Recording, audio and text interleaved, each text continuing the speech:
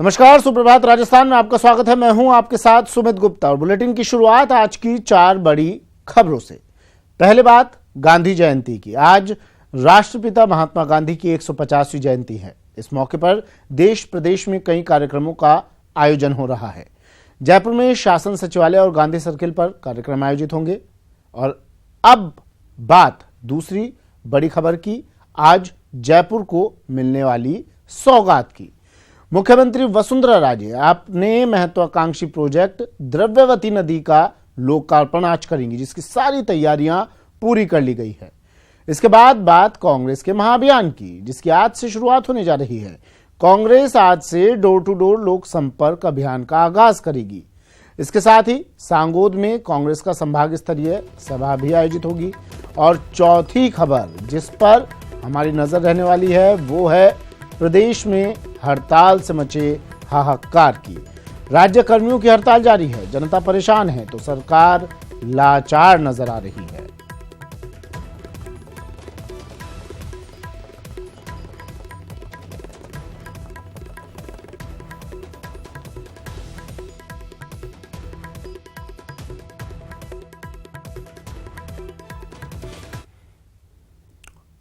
आज महात्मा गांधी की 150वीं जयंती है, जिसको पूरा देश मना रहा है। दिल्ली में राजघाट पर बापू को लोग श्रद्धांजलि दे रहे हैं।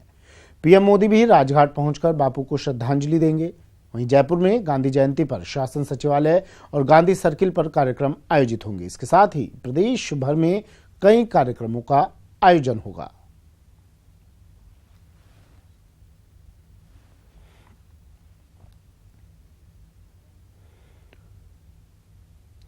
गांधी जयंती के मौके पर मुख्यमंत्री वसुंधरा राजे ने बापू को याद किया। उन्होंने अपने संदेश में कहा कि बापू का जीवन हमारे लिए प्रेरणा का स्रोत है।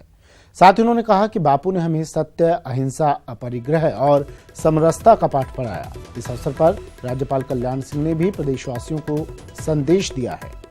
बापू को याद करते हुए राज्यपाल ने अपने संदेश में कहा कि महात्मा गांधी का जीवन न्याय, करुणा, प्रेम, सत्य, अहिंसा को समर्पित रहा। हमें गांधी जी के आदर्शों पर चलकर ऐसे भारत के निर्माण में भागीदारी निभानी है जो समाज के सभी वर्गों को साथ लेकर चले।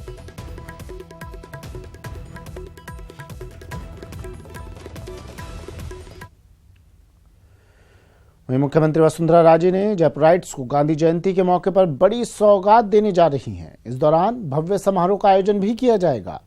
क्या कुछ खासियत है द्रव्यवती नदी सौंदर्यीकरण प्रोजेक्ट की, देखिए हमारी इस रिपोर्ट में।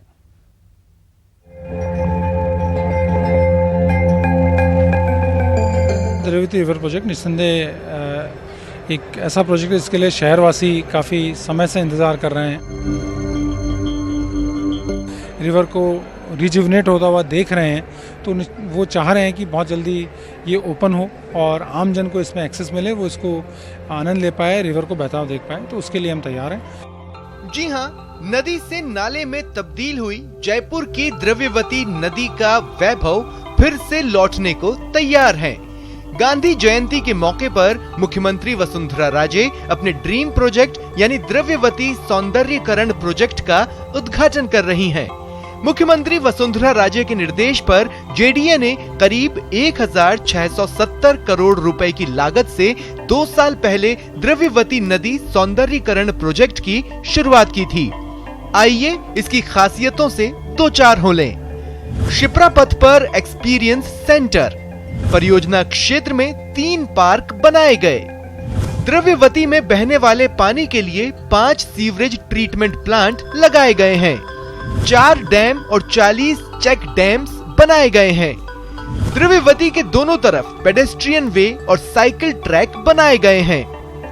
मैं एक तस्वीर आपको यहाँ पर दिखाना चाहूंगा कि जब ये प्रोजेक्ट यहाँ पर बनकर तैयार नहीं हुआ था तो उससे पहले यहाँ पर द्रव्यवती की क्या स्थिति थी, कैसे पूरे गंदे नाले में तब्दील हो चुकी थी, और उसी को दर्शाने के लिए, उसी को बताने के लिए, उसी हकीकत को आम जनता के बीच ले जाने के लिए ये यहाँ पर पूरी फोटोज जो हैं, पुरानी फोटोज, उनको यहाँ पर लगाया गया है। आप देख सकते हैं तस्वीरों के अंदर कि किस तरह से एक गंदे नाले के रूप में या फिर कचरागाह के रूप में ये पूरी द्रव्यवती नदी यहाँ पर तब्दील हो गई थी, जिसके अंदर की जानवर, जो आवारा जानवर है, वो भी यहाँ पर इस तरह से घूमा करते थे।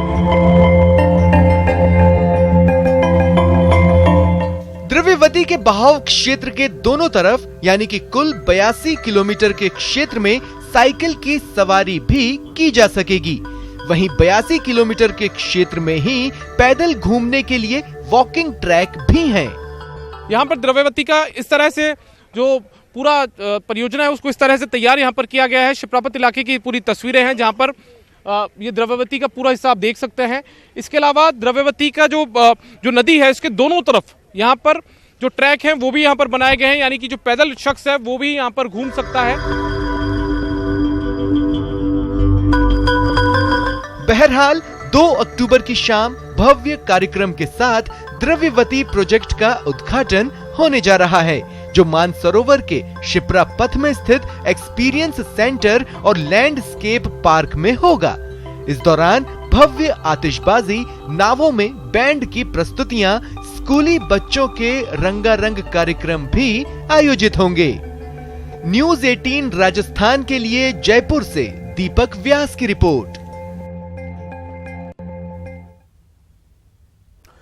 और अब बात रोडवेज कर्मचारियों की हड़ताल की। 16वां दिन है आज हड़ताल का। हड़ताल से रोडवेज की बसों पर ब्रेक लगा हुआ है। रोडवेज की हड़ताल से प्राइवेट बसों की चांदी कट रही है। प्रदेश भर में मनमाना किराया ये वसूल कर रहे हैं प्राइवेट बस संचालक। हड़ताल से यात्रियों को खासी परेशानी भी हो रही है। अपनी मांगों पर रोडवेज कर्मचारी अड़े हुए हैं, कह रहे हैं जब तक मांगे नहीं मानी जाती इनकी हड़ताल नहीं टूटेगी। सरकार की ओर से भी अब तक कोई पहल नहीं हुई है।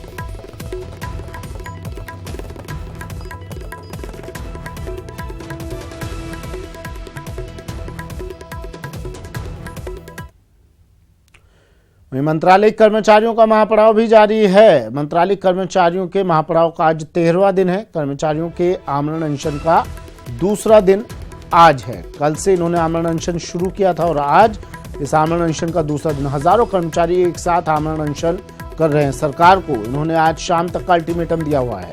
कर्मचारियों ने कहा है कि या तो आज शाम तक बात हो जाए, नहीं तो इसके बाद कोई कड़ा फैसला लेंगे। ये चेतावनी इन्होंने सरकार को दे दी है। सरकार की ओर से वार्ता का कोई न्योता अब तक इन्हें नहीं मिला है। हड़ताल से सरकारी महकमों में कामकाज पूरी तरह ठप।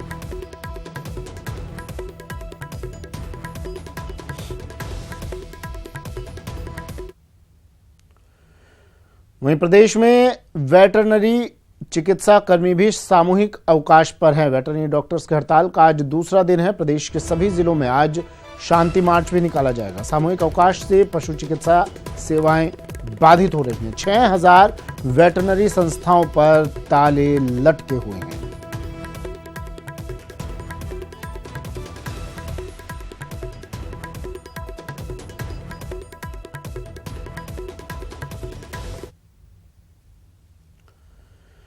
हर सवाल का हल है, हर मुश्किल का समाधान है, पर सूबे के बाशिंदे 15 दिन से ऐसी मुश्किल से दो चार हैं जिससे उबरने का कोई रास्ता नजर नहीं आ रहा।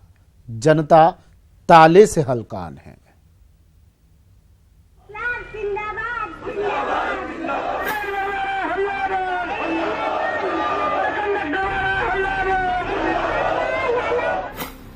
आमजन के सस्ते सफर को 15 दिन से लगा है ताला।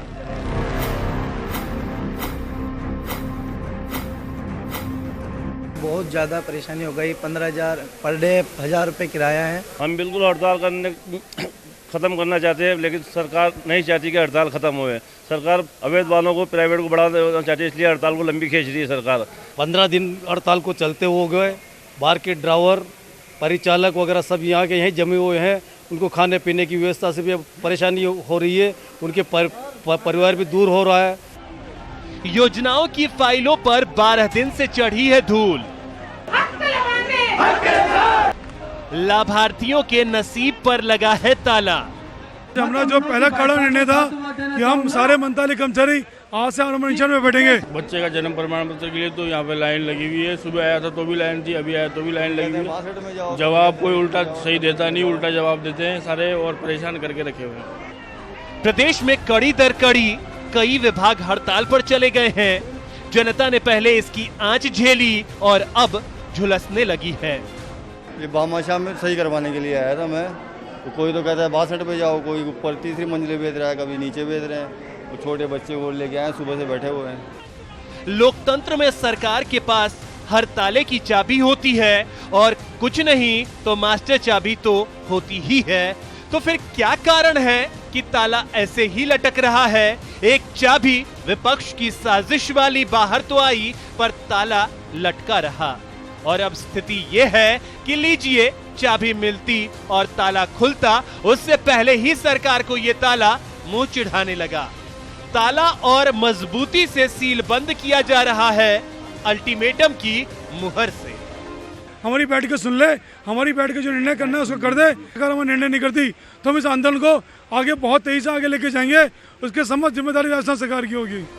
3 ही ऑप्शन होते हैं, मांग मान लो, मांग नकार दो और निपटो, या फिर बीच का रास्ता। पर इस ताले ने मानो बुद्धि को भी जकड़ लिया हो। कोई भी झुकने को तैयार नहीं। फिलहाल जनता को ही झुकना पड़ रहा है। सवाल वही है, हटताले की चाबी कहां? Bureau report, news 18 Rajasthan. चलिए, वक्त एक ब्रेक का, जल्द हाजिर होंगे। ब्रेक के बाद स्वागत है आपका। आज महात्मा गांधी की 150वीं जयंती है। पूरा देश बापू को नमन कर रहा है। राहुल गांधी ने भी बापू को नमन किया। राजघाट पर महात्मा गांधी को श्रद्धांजलि दी।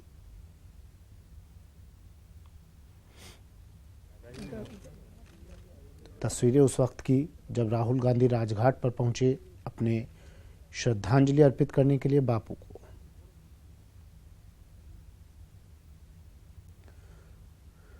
विधानसभा चुनाव के लिए कांग्रेस नेता और कार्यकर्ता घर घर जाकर वोट और नोट मांगेंगे। कांग्रेस आज से डोर टू डोर लोक संपर्क अभियान शुरू करने जा रही है। देखिए ये रिपोर्ट।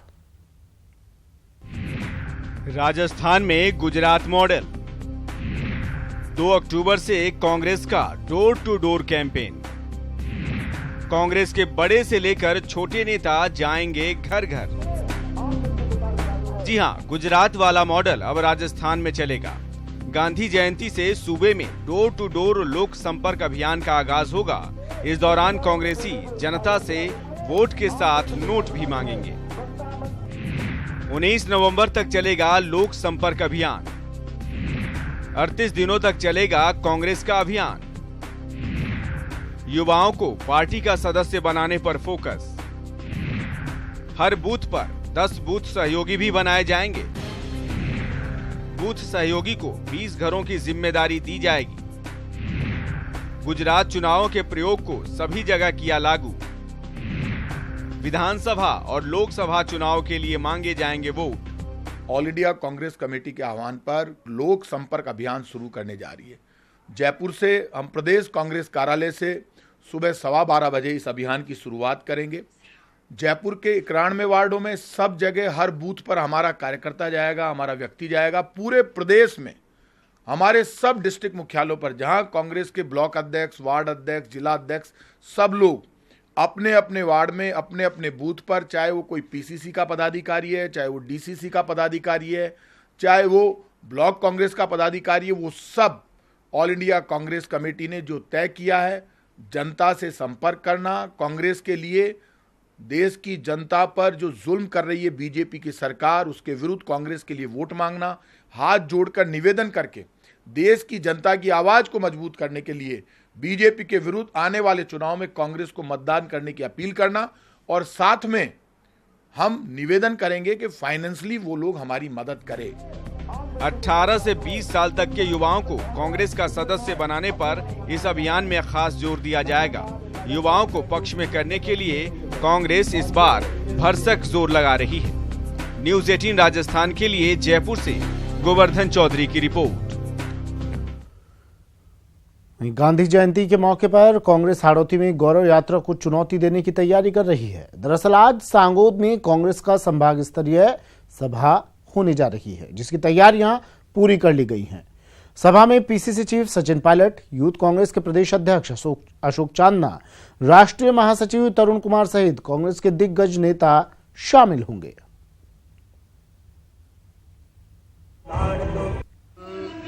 ये जो गांधी जयंती के उस उपलक्ष्य में जो यहाँ उत्सव मनाया जा रहा है उसमें मुख्य अतिथि प्रदेश अध्यक्ष सचिन पायलट साहब, यूथ के प्रदेश अध्यक्ष श्री अशोक की चांदना, हमारे कांग्रेस के प्रभारी सचिव तरुण कुमार जी, शांति धारीवाल साहब और बात तो एसएसपी जोशी साहब ने भी यहाँ करी है। गहलोत साहब का आने का था लेकिन पूर्व में उनका निर्धारित कार्यक्रम था वहाँ वर्धा में, तो वहाँ जा रहे हैं इसलिए गहलोत साहब नहीं आ पाएंगे। कोटा को मिलने जा रही है प्रदेश की सबसे बड़ी पुलिया की सौगात। आज मंत्री यूनुस खान चंबल नदी पर 120 करोड़ की लागत से बनी पुलिया का लोकार्पण करेंगे। पुलिया की लंबाई 1563 मीटर है जो इटावा क्षेत्र के लिए बहुत फायदेमंद होगी। पुलिया की शुरुआत होते ही कोटा और बूंदी के लोगों को फायदा होगा, साथ ही लोगों को जयपुर जाने का सफर भी लोगों का आसान हो जाएगा। आज लोकार्पण समारोह में सांसद ओम बिरला, मंत्री बाबूलाल वर्मा सहित स्थानीय जनप्रतिनिधि भी मौजूद रहेंगे।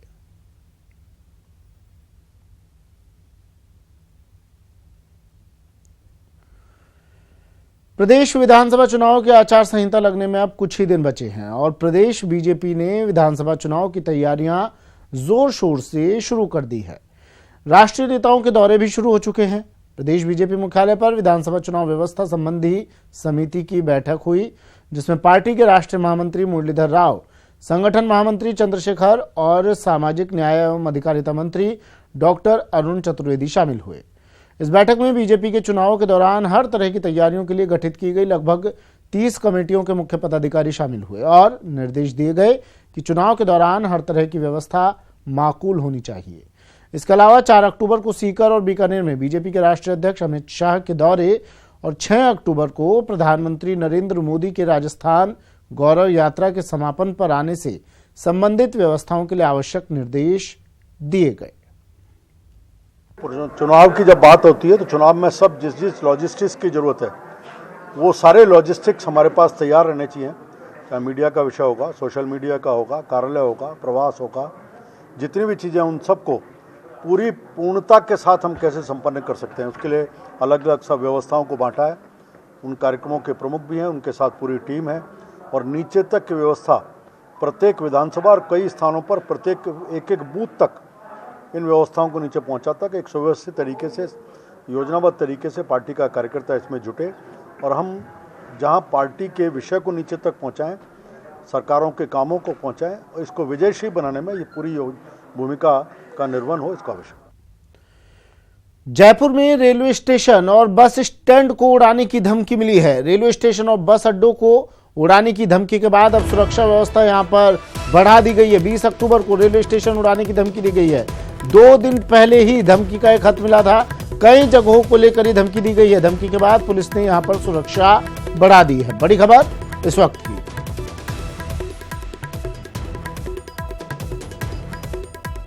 तो 2 दिन पहले ये धमकी का खत मिला जिसमें लिखा गया है रेलवे स्टेशन और बस स्टैंड को उड़ा दिया जाएगा। इसके बाद सुरक्षा यहां पर बढ़ा दी गई है और रेलवे स्टेशन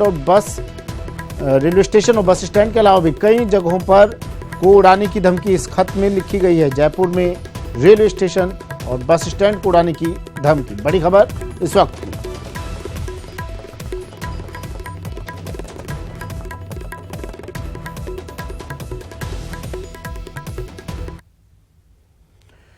चलिए, बुलेटिन में फिलहाल इतना ही। राजस्थान की खबरों को पढ़ने के लिए, जानने के लिए आप विजिट कर सकते हैं हमारी वेबसाइट news18rajasthan.com पर। दीजिए इजाजत, नमस्कार।